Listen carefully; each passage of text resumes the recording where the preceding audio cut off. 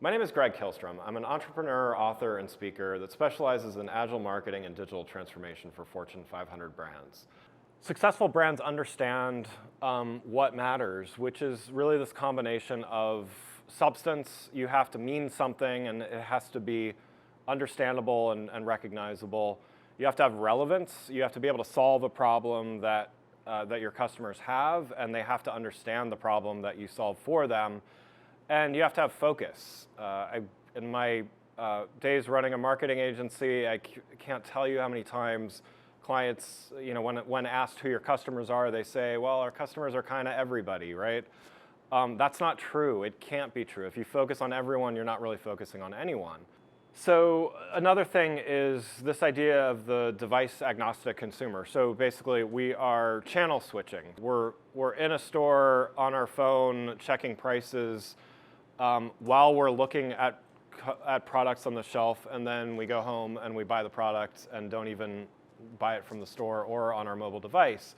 So as consumers, we don't really care how we interact with a brand. We're going to use what's most comfortable. We're going to use what's in front of us.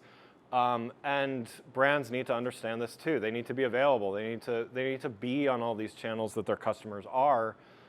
Because they don't know what the next chance for that interaction is. And moreover, they need to be consistent across all those channels. And we kind of know maybe some of the limits of how quickly we're able to adapt, but we don't know what's ahead. We only know that change is going to be needed.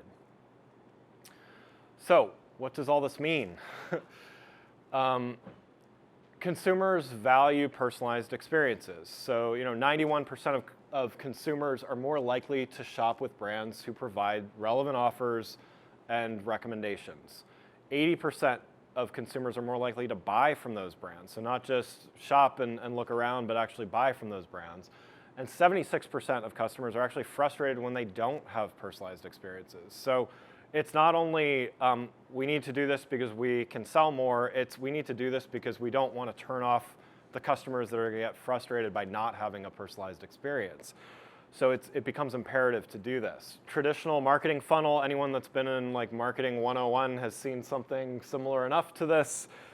It's not that the stages have changed, it's that the way they go about these stages has completely changed. It changes from this linear path to this much more circular switching between devices, switching between going in-store, going online, all of that. And you can see there's still a linear process that you eventually get to, and you buy and you become a customer, but how you get there could take any number of routes. And this takes a lot of coordination by brands to really make it consistent, make it valuable for the customer. So agile brands understand that, as I said before, change is really the only constant.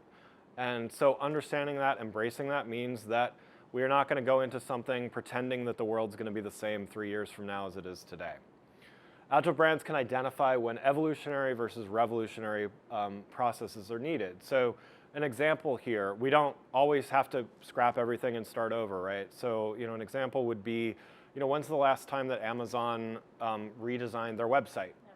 So there's two ways to look at this. One is it's been a long time since they massively redesigned their homepage and their product page, and yet every second of every day they're running probably hundreds of concurrent tests on their site and changing it. So they're actually redesigning it every minute of every day, but you don't notice it because they're running small tests, they're making iterative improvements, and an evolutionary process in this case has, it's benefited them and the others that do it very much so.